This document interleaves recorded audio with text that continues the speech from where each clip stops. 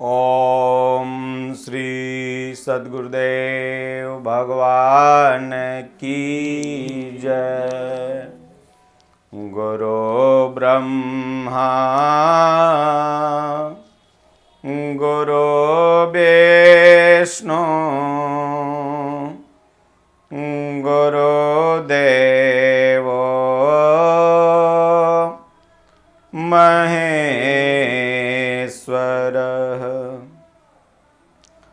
गुरु साक्षात् परं ब्रह्म तस्मै श्री गुरवे नमः। अखण्डमण्डलाकारं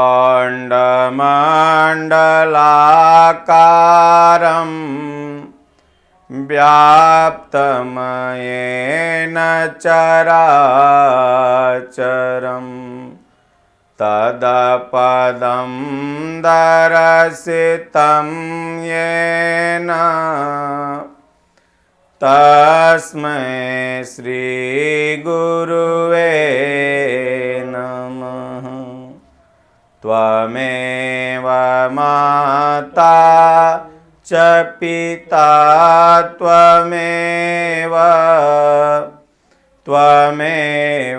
बन्धु च सखा त्वमेव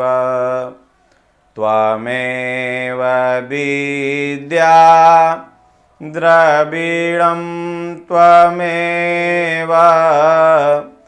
त्वमेव सर्वं मम देव। जहि विधि होहि नाथ हित मोरा करहूँ सो बेगी दास मैं तोरा। अब प्रभु कृपा करहूँ यही भांति सब तजी भजन करहूँ दिन राति। सूरा होना सरल है घड़ी पर का काम, साधु होना कठिन है आठ पर संग्राम।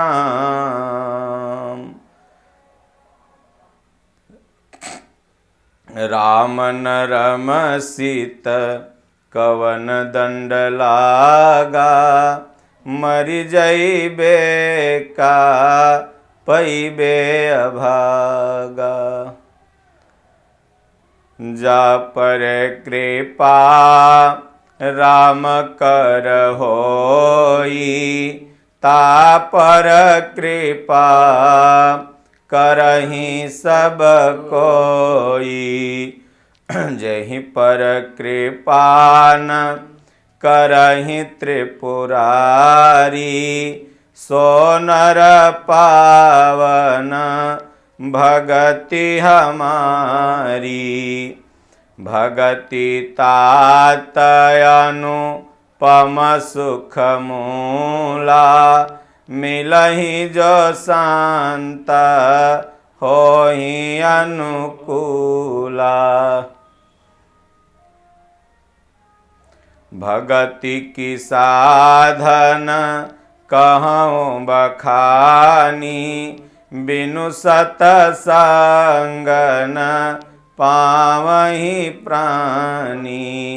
बिनु सतसंग विवेक न होई, राम कृपा बिनु सुलभ न सोई। स्वर्ग नरक अपवर्ग सुख, धरिय तुलाय कयंग। तुलनता ही सकल मिली जो सुख लव सतसंग। राम कथा सुंदर करतारी, संशय बिहग उड़ावनिहारी। राम कथा के तेई अधिकारी, जिन कहूँ सतसंगति अति प्यारी। राम कथा कली बिटप कुठारी, सादर सुनु गिरी राजकुमारी। बोलो जय सिया राम, जय जय सिया राम।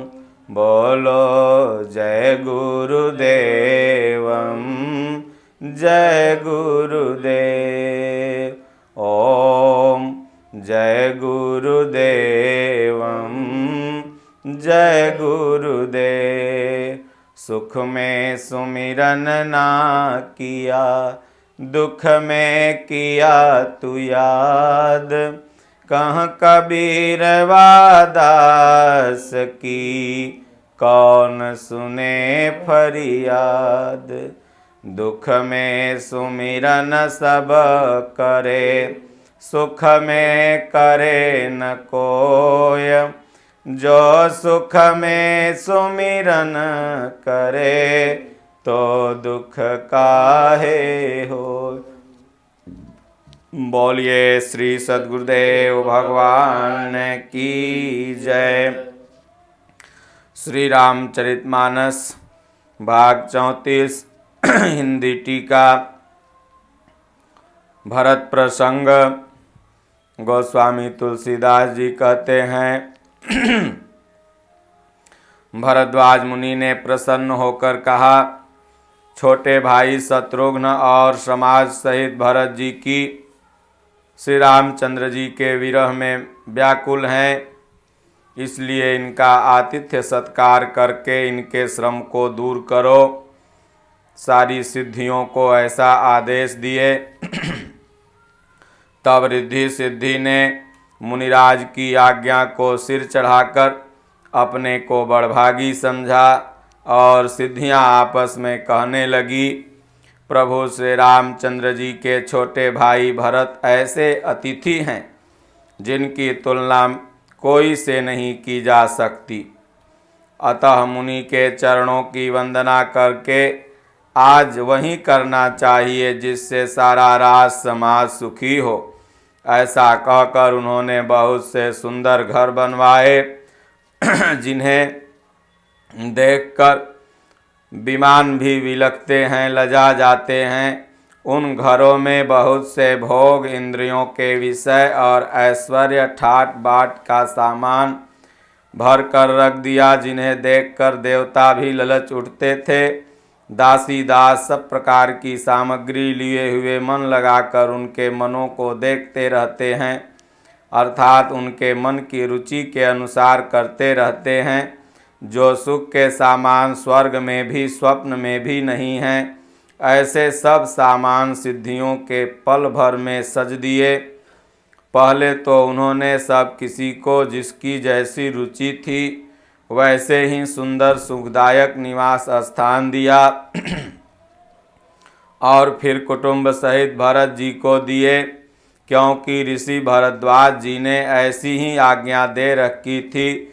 भरत जी चाहते थे कि उनके सब संगियों को आराम मिले, इसलिए उनके मन की बात जानकर मुनि ने पहले उन लोगों को स्थान देकर पीछे सपरिवार भरत जी को स्थान देने की आज्ञा दी। मुनि श्रेष्ठ ने तपोबल से ब्रह्मा को भी चकित कर देने वाला वैभव रच दिया। तब भरत जी ने मुनि के प्रभाव को देखा तो उनके सामने उन्हें इंद्र, वरुण, यम, कुबेर आदि सभी लोकपालों के लोग तुच्छ जान पड़े। सुख की सामग्री का वर्णन नहीं हो सकता। जिसे देखकर ज्ञानी लोग भी वैराग्य भूल जाते हैं। आसन, सेज, सुंदर वस्त्र, चंदोवे, वन, बगीचे, भांति भांति के पक्षी और पशु, सुगंधित फूल और अमृत के समान स्वादिष्ट फल, अनेकों प्रकार के तालाब, कुएं, बावली आदि निमंत्रण जलाशय तथा अमृत के भी अमृत सरीखे पवित्र खान पान के पदार्थ, जिन्हें देखकर सब संयमी पुरुष भी विरक्त मुनियों की भांति सकचा रहे हैं। सभी के डेरे में मनोवांछित वस्तु देने वाली कामधेनु और कल्प वृक्ष है, जिन्हें देखकर इंद्र और इंद्राणी को भी अभिलाषा होती है, उनका भी मन ललचा जाता है। बसंत ऋतु के शीतल मंद सुगंध 3 प्रकार की हवा बह रही है। सभी को धर्म, अर्थ, काम और मोक्ष चारों पदार्थ सुलभ हैं।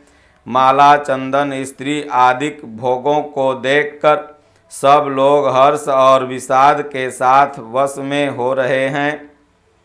संपत्ति, भोग विलास की सामग्री चकवी और भरत जी चकवा हैं, और मुनि की आज्ञा खेल है, जिसने उस रात को आश्रम रूपी पिंजड़े में दोनों को बंद कर रखा, और ऐसे ही सवेरा हो गया जैसे किसी बहेलिए के द्वारा एक पिंजड़े में रखे जाने पर भी चकवी चकवे का रात में संयोग नहीं होता।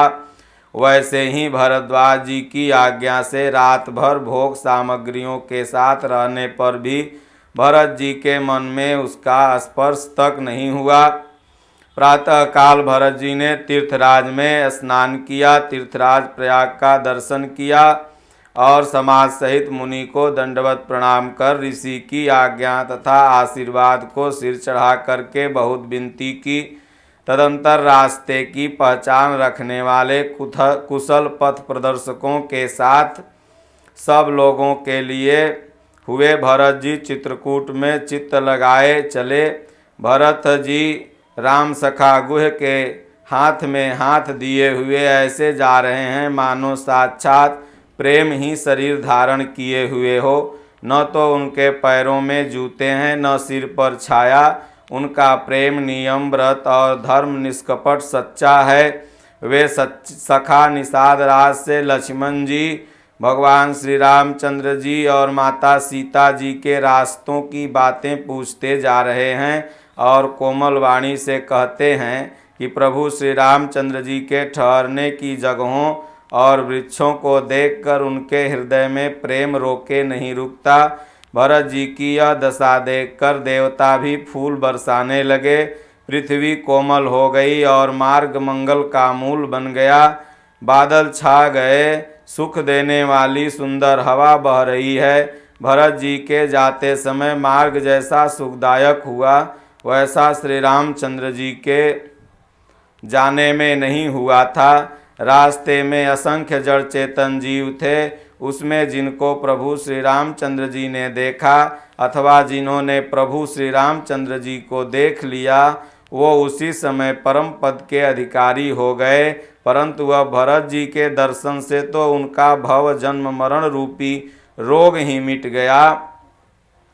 श्री राम दर्शन से तो वे परम पद के अधिकारी हुए थे, परंतु भरत दर्शन से उन्हें वह परम पद प्राप्त हो गया। भरत जी के लिए यह कोई बड़ी बात नहीं, जिन्हें श्री राम जी स्वयं अपने मन में स्मरण करते रहते हैं। जगत में जो मनुष्य एक बार राम कह लेते हैं वो तरने तारने वाले हो जाते हैं। फिर भरत जी की तो बात ही क्या।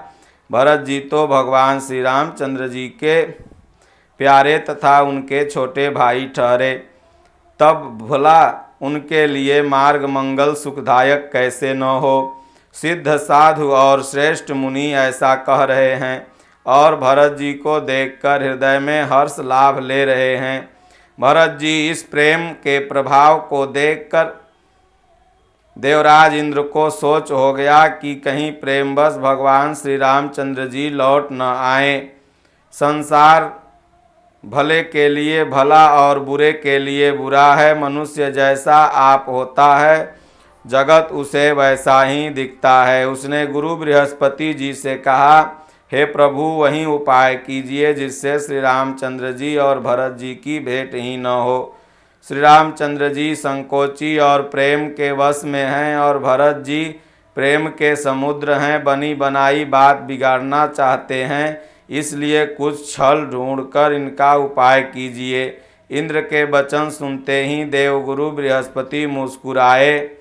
उन्होंने 1000 नेत्रों वाले इंद्र को ज्ञान रूपी नेत्रों से रहित मूर्ख समझा और कहा, हे देवराज, माया के स्वामी श्री रामचंद्र जी के सेवक के साथ कोई माया करता है तो वह उलटकर अपने ही ऊपर आ पड़ती है। उस समय पिछली बार तो भगवान श्री रामचंद्र जी का रुख जानकर कुछ किया था, परंतु इस समय कुचाल करने से हानि हो गई। हे देवराज, श्री रघुनाथ जी का स्वभाव सुनो। वे अपने प्रति किए हुए अपराध से कभी रुष्ट नहीं होते, पर जो कोई उनके भक्त का अपराध करता है वह श्री राम जी की क्रोधाग्नि में जल जाता है। लोक और वेद दोनों में इतिहास कथा प्रसिद्ध है। इस महिमा को दुर्वासा जी जानते हैं। सारा जगत श्री राम जी को जपता है। वे श्री राम जी जिनको जपते हैं उन भरत जी के समान श्री रामचंद्र जी का प्रेमी कौन होगा। हे देवराज रघुकुल श्रेष्ठ, श्री रामचंद्र जी के भक्त का काम बिगड़ने की बात मन में न लाइए। ऐसा करने में भी लोक में आपको अपयश और परलोक में दुख मिलेगा। शोक का सामान दिनों दिन बढ़ता ही चला जाएगा। हे देवराज, हमारा उपदेश सुनो। भगवान श्री राम को अपना सेवक परम प्रिय और वे अपने सेवक की सेवा से सुख मानते हैं और सेवक के साथ बैर करने से जो बैर करता है उसको श्री राम जी अपना बैरी मानते हैं। यद्यपि वे सम हैं, उनमें न राग है न रोष है, न वे किसी का पाप और पुण्य और गुण और दोष ही ग्रहण करते हैं। उन्होंने विश्व में कर्म को ही प्रधान कर रखा है। जो जैसा करता है उसे वैसा भोगना पड़ता है। तथापि वे भक्त और अभक्त हृदय के अनुसार सम और विषम व्यवहार करते हैं। भक्तों को प्रेम से गले लगा लेते हैं और अभक्त को मारकर उसे भीतर गति सद्गति देते हैं। गुण रहित, निर्लेप, मान रहित तथा सदा एक रस भगवान श्री राम भक्त के प्रेम बस में ही सगुण हुए हैं। भगवान श्री राम जी की सदा अपने सेवकों भक्तों की रुचि रखते आए हैं। वेद, पुराण, साधु और देवता इसके साक्षी हैं। ऐसा हृदय में जानकर कुटिलता छोड़ दो और भरत जी के चरणों में सुंदर प्रीति करो। हे देवराज, श्री रामचंद्र जी के भक्त सदा दूसरों के हित में लगे रहते हैं। वे दूसरों के दुख से दुखी और दयालु होते हैं। फिर भरत जी तो भक्तों के शिरोमणि हैं, उनसे बिल्कुल न डरो। प्रभु श्री रामचंद्र जी सत्य प्रतिज्ञ और देवताओं का हित करने के लिए ही अवतार लिए हैं और भरत जी श्री राम जी की आज्ञा के अनुसार चलने वाले हैं। तुम व्यर्थ ही स्वार्थ के विशेष वश होकर व्याकुल हो रहे हो। इसमें भरत जी का कोई दोष नहीं, तुम्हारा ही मोह है। देवगुरु बृहस्पति की श्रेष्ठ वाणी सुनकर इंद्र के मन में बड़ा आनंद हुआ और उनकी चिंता मिट गई। तब हर्षित होकर देवराज फूल बरसाकर भरत जी के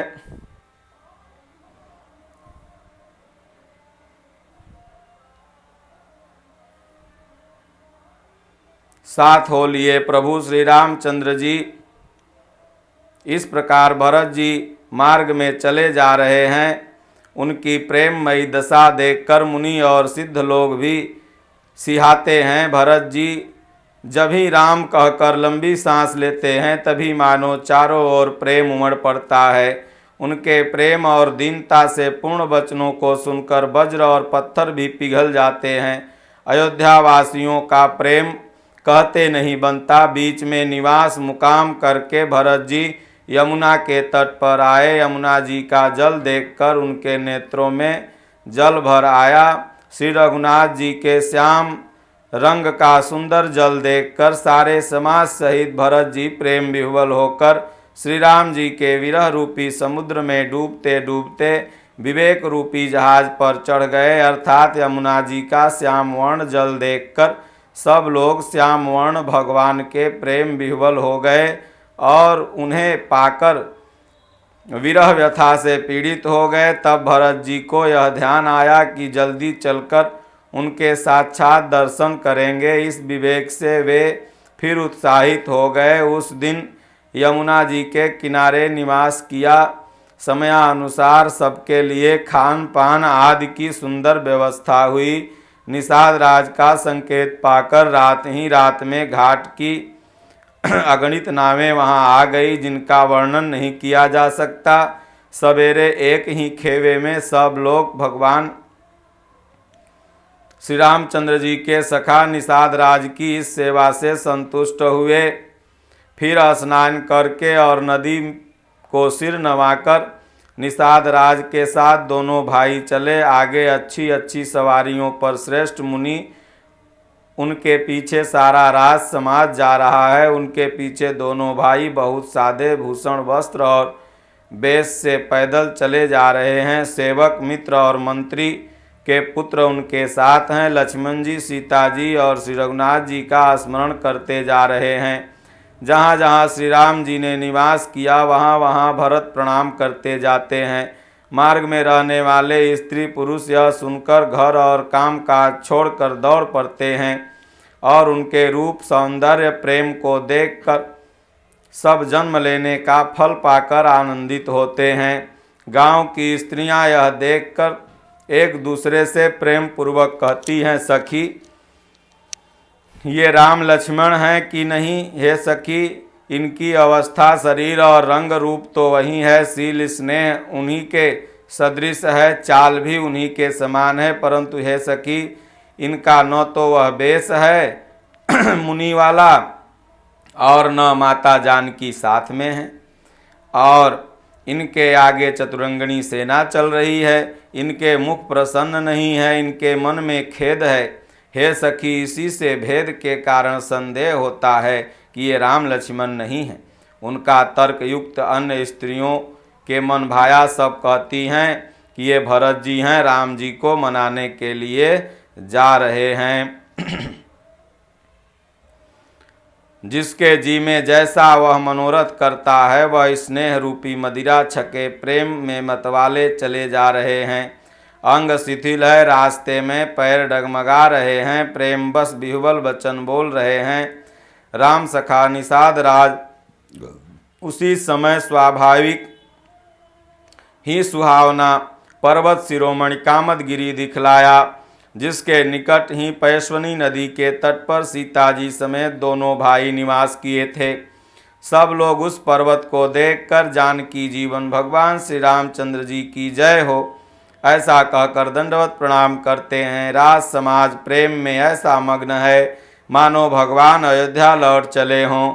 भरत जी का उस समय जैसा प्रेम था वैसा शेष जी भी नहीं कह सकते।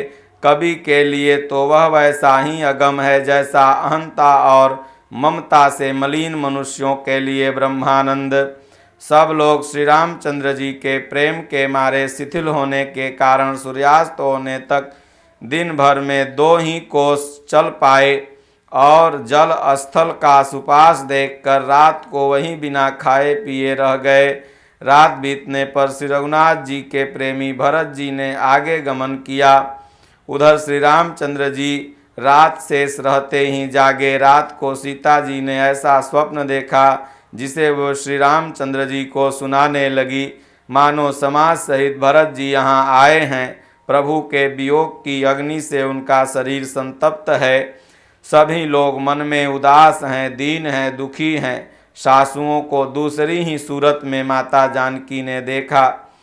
सीता सहित स्वप्न सुनकर सीता जी का यह स्वप्न सुनकर श्री रामचंद्र जी के नेत्रों में जल भर आया और सबको सोच से छुड़ा देने वाले प्रभु स्वयं लीला से सोच के वश में हो गए और बोले, हे लक्ष्मण, यह स्वप्न अच्छा नहीं है। कोई भीषण कुसमाचार, बहुत ही बुरी खबर सुनवाएगा। ऐसा कहकर उन्होंने भाई सहित स्नान किया और त्रिपुरारी महादेव जी का पूजन करके साधुओं का सम्मान किया। देवताओं का सम्मान पूजन और मुनियों की वंदना करके प्रभु श्री रामचंद्र जी बैठ गए और उत्तर दिशा की ओर देखने लगे। आकाश में धूल छा रही है, बहुत से पक्षी पशु व्याकुल होकर भाग रहे हैं। तुलसीदास जी कहते हैं कि प्रभु श्री रामचंद्र जी यह देख कर उठे और सोचने लगे क्या कारण है। वे चित्त में आश्चर्य युक्त हो गए। उसी समय कोल भीलों ने आकर सब समाचार कहा।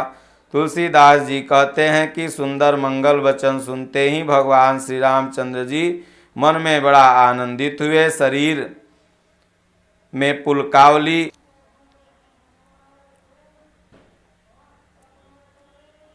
शरद ऋतु, हे नाथ आप परम सुहृद बिना ही कारण परम हित करने वाले सरल हृदय तथा शील और स्नेह के भंडार हैं। आपका सभी पर प्रेम है।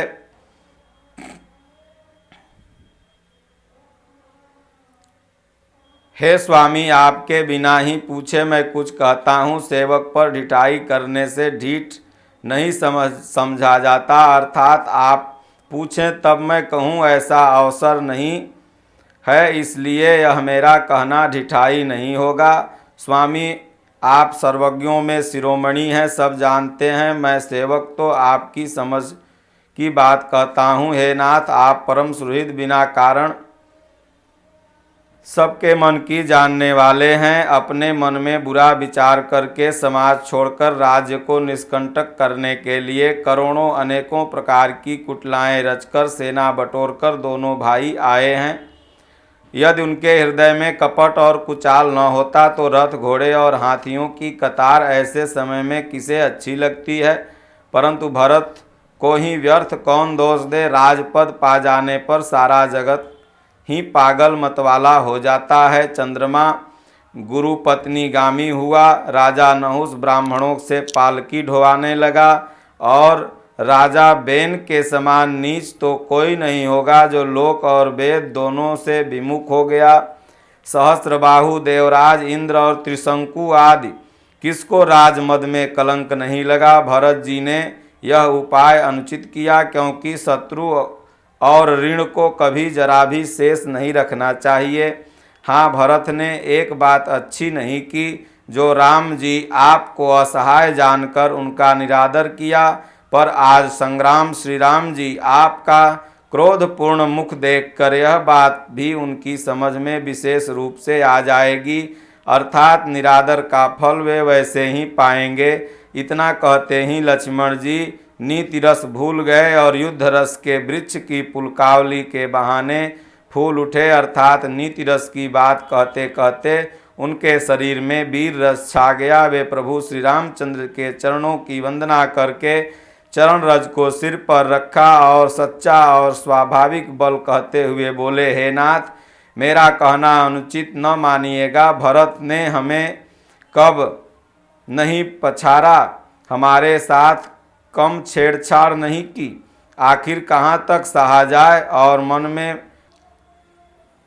लक्ष्मण जी को अत्यंत क्रोध से तमतमाया हुआ देखकर और उनकी प्रामाणिक सत्य सौगंध सुनकर सब लोग भयभीत हो जाते हैं और लोकपाल घबराकर भागना चाहते हैं। सारा जगत भय में डूब गया। तब लक्ष्मण जी के अपार बाहुबल की प्रशंसा करती हुई आकाशवाणी हुई, हे तात तुम्हारे प्रताप और प्रभाव को कौन कह सकता है और कौन जान सकता है, परंतु कोई भी काम हो उसे अनुचित उचित खूब समझ बूझकर किया जाए, इसमें ही अच्छा है, भलाई है। वेद और विद्वान भी यही कहते हैं कि जो बिना विचारे जल्दी में किसी काम को करता है वह पीछे पछताता है, वे बुद्धिमान व्यक्ति नहीं होते।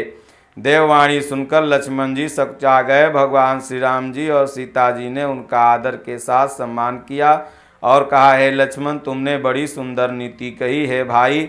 राज्य का मद सबसे कठिन मद है। जिन्होंने साधुओं को भी सभा का सेवक सत्संग जिन्होंने साधुओं की सभा का सेवन अर्थात सत्संग नहीं किया है, उनके लिए वे ही राजा राजमद रूपी मदिरा का आचमन करते ही पीते ही मत वाले हो जाते हैं। हे लक्ष्मण सुनो, भरत सरीखा उत्तम पुरुष ब्रह्मा की सूची में न कहीं तो है, न सुना है, न देखा है। अयोध्या की राज्य की बात तो क्या, उसे ब्रह्मा विष्णु और महादेव का भी पद मिल जाए तो भी भरत को मद नहीं हो सकता, यह मेरा विश्वास है। क्या कभी कांजी की बूंदों से क्षीर समुद्र नष्ट हो सकता है, फट सकता है? अंधकार चाहे तरुण मध्याह्न सूर्य को निगल जाए, आकाश चाहे बादलों में समाकर मिल जाए, गौ के खुर इतने जल में अगस्त्य जी डूब जाएं, और पृथ्वी चाहे अपनी स्वाभाविक क्षमा सहनशीलता को छोड़ दे, मच्छर की फूंक से चाहे सुमेरु पर्वत उड़ जाए, परंतु हे भाई भरत को राजमत कभी नहीं हो सकता। हे लक्ष्मण, मैं तुम्हारा शपथ और पिताजी की सौगंध खाकर कहता हूँ, भरत के समान पवित्र और उत्तम भाई संसार भर में नहीं है। हे तात, गुण रूपी दूध और अवगुण रूपी जल को मिलाकर विधाता इस दृश्य प्रपंच जगत को रचता है, परंतु भरत ने सूर्यवंश रूपी तालाब में हंस रूप जन्म लेकर गुण और दोष का विभाग कर दिया, दोनों को अलग अलग कर दिया। गुण रूपी दूध को ग्रहण कर और अवगुण रूपी जल को त्याग कर भरत ने अपने यश से जगत में उजियाला कर दिया। भरत जी के गुणशील और स्वभाव को कहते कहते भगवान श्री राम प्रेम मग्न हो गए। श्री रामचंद्र जी की वाणी सुनकर और भरत जी पर उनका प्रेम देखकर समस्त देवता उनकी सराहना करने लगे। यदि जगत में भरत जी का जन्म न होता तो पृथ्वी पर संपूर्ण धर्म की धुरी को कौन धारण करता। लक्ष्मण जी, श्री राम जी और सीता जी देवताओं की वाणी सुनकर अत्यंत सुख पाए, जो वर्णन नहीं किया जा सकता। यहीं भरत जी सारे समाज के साथ पवित्र मंदाकिनी पर स्नान किए। भरत जी अपनी माता कैकेयी की करनी को समझकर याद करके सकचाते हैं, मुझे माता के मत में मानकर जो कुछ भी करे सो थोड़ा है, पर वे अपनी सोच समझकर अपने विरध के संबंध को देखकर भगवान मुझे अवश्य क्षमा करेंगे, ऐसा भरत जी मन में सोच रहे हैं। चाहे मलिन मन जानकर मुझे त्याग दें, चाहे अपना सेवक मानकर मेरा सम्मान करें, मेरे तो श्री राम जी ही सब कुछ है। मैं उनकी जुतिया हूँ, शरण के नीचे हूँ। श्री रामचंद्र जी तो अच्छे स्वामी हैं, वे दास का दोष नहीं देखते, ऐसा भरत जी मन में विचार करते हैं। जगत में यश के पात्र तो चातक और मछली ही हैं, जो अपने नेम और प्रेम को सदा नया बनाए रखने में निपुण हैं। ऐसा मन में सोचते हुए भरत जी मार्ग में चले जाते हैं। उस समय भरत की दशा कैसी है, जैसे जल के प्रवाह में जल के भंवरे की गति होती है। भरत जी की सोच और प्रेम देखकर उस समय निषाद विदेह हो गया, देह की सुध बुध भूल गया। मंगल शकुन होने लगे, उन्हें सुनकर विचार कर निषाद कहने लगा, आप घबराइए मत, भगवान अवश्य ही आपको अपने शरण में लेंगे और आपकी बात को मानेंगे। ओम श्री सद्गुरुदेव भगवान की जय। श्री राम जय राम जय जय राम, श्री राम जय जय राम। राम कथा सुंदर करतारी, संशय बिह गौड़ावनिहारी। बोलो जय सिया राम जय जय सिया राम। मंगल भवनाया मंगल हारी, ओमा सहित जय जपत पुरारी। बोलिए श्री सद्गुरुदेव भगवान की जय। हरि ओम। शांति शांति शांति।